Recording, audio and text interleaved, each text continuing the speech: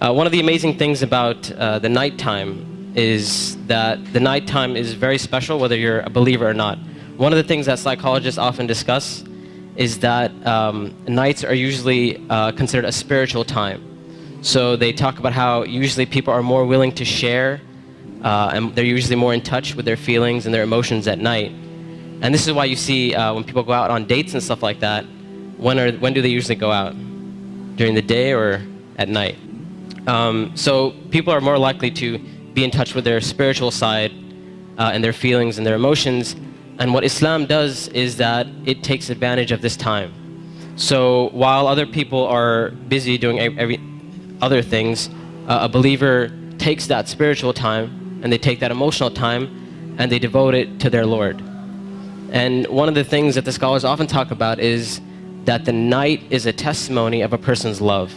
So whatever a person loves, you'll see that they'll usually devote their night to that. So if a person's only concern in life is to have fun and party and maximize pleasure, they'll spend their night trying to do that. If a person's concern is their afterlife and their love for Allah, then they'll spend their night in concern about their akhirah. And they'll spend their night devoted to Allah Azza wa Jal. As Allah Azza wa Jal said, وَالَّذِينَ آمَنُوا أَشَدُّ حُبًّا لِلَّهِ, that those who believe, they're stronger in their love for Allah Azza wa Jal. It's no secret, it's no surprise that our ummah today, our nation today, is not doing too well. And I hate to be negative, I hate to be negative about issues, but this is just a reality. And the point isn't for us to become depressed and say we're a goner and there's nothing we can do. The point is, how do we bring ourselves out of this situation, and how do we become like the companions radiallahu ta'ala anhum?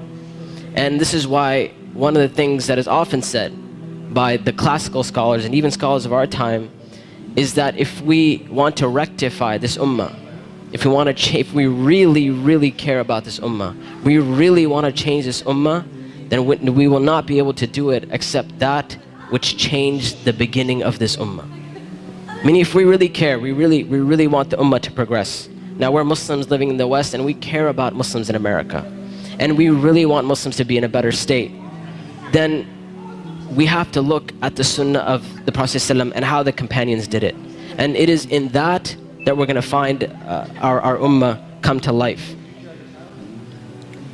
And the thing about the companions, like I mentioned, is that what they had and what is missing from our time is that attribute of going above and beyond the bare minimum.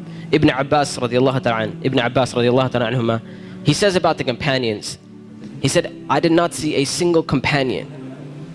He said, I did not see a single companion except that they would take something from the night. Meaning they would pray some type of qiyam al-layl. And one of the most oft questions I get from young people is, you know what, my iman is just not doing too well. Like, I have a dip in my iman and I just don't feel it anymore. Or a lot of times people who start practicing Islam, they'll have this iman high and they're doing really, really well, and then a time will come where they'll be like, it just doesn't feel the same anymore. Or a lot of times reverts and converts will say, when I first became Muslim, it was the most amazing experience of my life, and I want that back.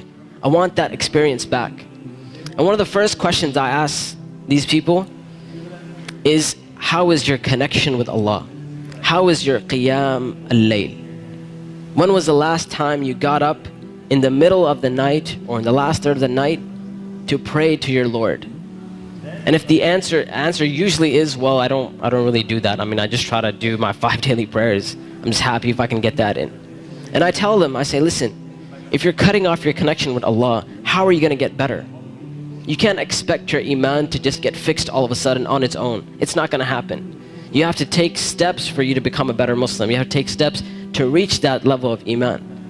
When it comes to qiyam al-layl, one of the advices I often give, and I give this advice because this was the advice given to me by my teachers, is if you want to pray qiyam al-layl, all you have to do is just try it.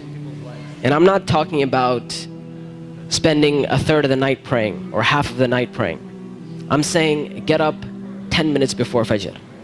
Just 10 minutes before Fajr. And we know the Prophet ﷺ told us that it is the last third of the night where Allah Azza wa Jal comes down to the lowest parts of the heaven and He asks, He says, which one of my servants is seeking my forgiveness that I may forgive them?